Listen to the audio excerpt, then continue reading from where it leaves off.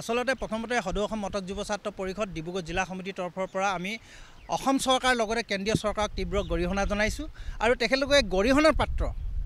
আপোনালোকে দেখিছে আমি বিগত সময়ছোৱাটো আমি দেখিছোঁ আসলতে যেতিয়া বৰষুণ আহে তেতিয়াহে তেখেতলোকৰ ছাতি দৰকাৰ হয় আৰু যেতিয়া তেখেতলোকৰ বৰষুণ গুচি যায় তেতিয়া কিন্তু ছাতি একো কাম নাই বুলি ভাবে তেখেতলোকে। আজি আপোনালোকে দেখিছে বাৰিষা আহিছে, বাৰিষাৰ সময়ত তেখেতলোকে এতিয়া নদী বান্ধৰ গৰাখহনীয়া তেখেতলোকে ৰোধ কৰিবলৈ প্ৰচেষ্টা চলাইছে। আমি খৰালি দিনত আহিছিলোঁ, খৰালি দিনত আহি আমি যিটো প্ৰতিচ্ছবি ইয়াত প্ৰত্যক্ষ কৰিছিলোঁ, আমি আহি দেখিলোঁ যিহেতু প্ৰকাণ্ড গাঁত আছিলে তেতিয়া তেখেতলোকে ইয়াক নিৰ্মীয়মান অৱস্থাত তেখেতলোকে কোনো ভাল ধৰণৰ কাম কৰিবলৈ তেখেতলোকে নকৰিলে। আজি তাৰ ফলশ্ৰুতিত আজি এই মোহনাঘাটকে লৈ ডিব্ৰুগড়ৰ এটা অঞ্চলৰ ডিব্ৰুগড় জিলাখনলৈ এটা ভাবুকিৰ সৃষ্টি হৈছে।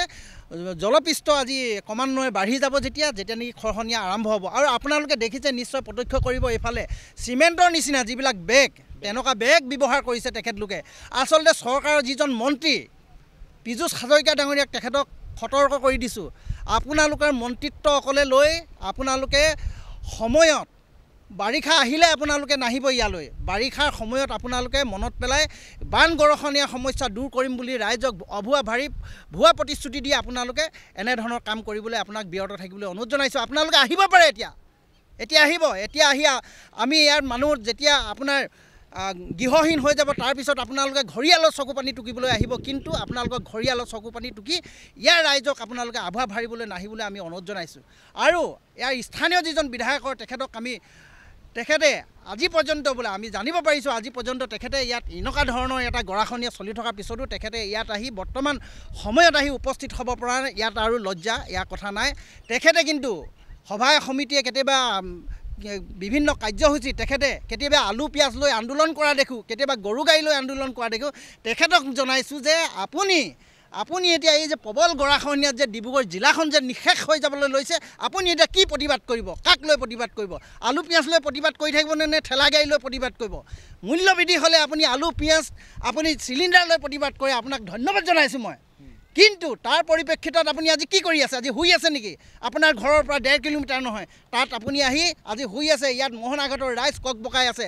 আপুনি আহক, এই স্থানত আহি আপোনালোকে চাওক। আৰু আমি আহি এতিয়া বৰ্তমান সময়ত প্ৰত্যক্ষ কৰিলোঁ, এতিয়া কিছুমান কৰ্মীক লৈ তেখেতলোকে বস্তাবিলাক চিমেণ্টৰ নিচিনা বস্তা, আচলতে পীযুষ হাজৰিকা ডাঙৰীয়াক প্ৰশ্ন কৰিব বিচাৰিছোঁ, কি চিমেণ্টৰ বেগ দি আপোনালোকে কি গৰাখহনীয়া ৰোধ কৰিব পাৰিম বুলি ভাবিছে নেকি?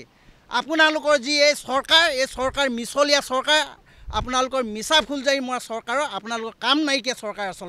আমি আচলতে অতিকৈ লজ্জা অনুভৱ কৰিছোঁ। ডিব্ৰুগড় জিলাৰ নিচেই কাষতে লাগি থকা আজি জিলা উপায়ুক্ত মহোদয়, ডিব্ৰুগড় জিলা যিহেতু নেকি আমাৰ জিলা উপায়ুক্ত মহোদয় কাৰ্যালয় আছে, SP মহোদয় কাৰ্যালয় আছে, ডিব্ৰুগড় বিভিন্ন কলেজ, অসম চিকিৎসা মহাবিদ্যালয় আছে। আচলতে গোটেই ডিব্ৰুগড় জিলাখনলৈ এটা প্ৰাণৰ ভাবুকিৰ সৃষ্টি হৈছে। আৰু বৰ্তমান অৱস্থাত তেখেতলোকে ইলেকশ্যনক লৈ ব্যস্ত হৈ আছে। ইয়াত মানুহ ককবকাই আছে, খাব পৰা নাই মানুহক তেখেতলোকে তেখেতলোকে ইয়াত যোগাৰ ধৰিব পৰা নাই। ইয়াত মানুহৰ কি ককবকনি আপোনালোকে শুনিবলৈ আহক। আৰু আপোনালোকে এতিয়া কি নিৰ্বাচনৰ অংকত ব্যস্ত হৈ আছে। ইয়াত মানুহ চটপটাই ফুৰিছে, আপোনালোকে নিৰ্বাচনৰ অংকত ব্যস্ত আছে, কিন্তু আপোনালোকক ধিক্কাৰ জনাইছোঁ। আৰু আপোনালোকক এটা কথা জনাব বিচাৰিছোঁ, আপোনালোকে নিৰ্বাচনৰ আগত যে এই যে টোপ দি ফুৰে, সেই টোপৰ পৰিণাম যে আপোনালোকে এই প্ৰবল গৰাখহনীয়া ব্ৰহ্মপুত্ৰ যে আপোনালোকে দুজনমানে কৈ থাকে বৰাক ব্ৰহ্মপুত্ৰ পাহাৰ ভৈয়াম, আপোনালোকৰ বৰাক ব্ৰহ্মপুত্ৰ পাহাৰ ভৈয়াম আপোনালোকে ৰক্ষাৰ স্বাৰ্থত আপোনালোকে কেনেধৰণৰ ৰক্ষা কৰিছে, এই আজি জ্বলন্ত উদাহৰণ। আৰু আমি সদৌ অসম মটক যুৱ ছাত্ৰ পৰিষদে অনাগত দিনত আপোনালোকে যদি এই মানুহখিনিৰ লগতে ইয়াত যদি খুব ভাল ধৰণে যদি কামৰ যদি কোনো আমি ভাল পৰিমাণৰ কাম নেদেখোঁ, কিন্তু আপোনালোকক সতৰ্ক কৰি দিছোঁ, ইয়াৰ ওপৰত আমি কাৰ্যসূচী ল'বলৈ বাধ্য হ'ম। আৰু তৃতীয়তে এটা কথা কৈছোঁ, যিসকল মন্ত্ৰী বিধায়ক আছে তেখেতলোকে আহক, ইয়াত আপোনালোকে চাওকহি।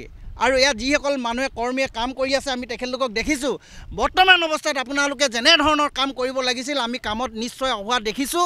আৰু কামত যিহেতু অলপ সময় আগতে কিছুমান বেগ, চিমেণ্টৰ বেগ বুলিয়ে আমি কৈছোঁ, আচলতে তেনেধৰণৰ বেগ আচলতে দি এনেধৰণৰ বান গৰাখহনীয়া সমস্যা ৰুধিব নোৱাৰে। এইটো অপ্ৰিয় হ'লেও সত্য, আৰু ফটোৱে কেতিয়াও মিছা কথা নকয়। সেইকাৰণে মই পীযুষ হাজৰিকা ডাঙৰীয়াক মই অনুৰোধ জনাইছোঁ, আপোনালোকে যিহেতু নেকি আপুনি এজন মন্ত্ৰী, আপুনি দায়িত্বত থকা মন্ত্ৰী, আপোনালোকৰ দায়িত্বত থাকি আপোনালোকে অকলে টুলুঙা মন্তব্য দি আপোনালোকে দায় সাৰিবলৈ চেষ্টা নকৰিব, আপোনালোকক অনুৰোধ জনাইছোঁ। আৰু দ্বিতীয়তে স্থানীয় যিজন বিধায়ক তেখেতে নিমাতী কন্যা হৈ শুই আছে আজি ইয়াত ৰাইজ চটপটাই ফুৰিছে তেখেতকো অনুৰোধ জনাইছোঁ আপোনালোকৰ এই যে টুলুঙা মন্তব্য যিখন চৰকাৰ মিছলীয়া চৰকাৰ যে আজি ৰাইজক যে আপোনালোকে যে বিপথে পৰিচালনা কৰিছে তাক কিন্তু এইটো নিশ্চিত আৰু ইয়াত যদি আপোনালোকে যদি অনতি পলমে যদি আজি দুদিনৰ ভিতৰত যদি আপোনালোকে ইয়াত যদি ভাল ধৰণে কাম কাজ চলাই নিনিয়ে কিন্তু অনাগত দিনত আমি ডিব্ৰুগড় জিলাত এটা প্ৰতিবাদী কাৰ্যসূচী ল'বলৈ আমি ঘোষণা কৰিম ধন্যবাদ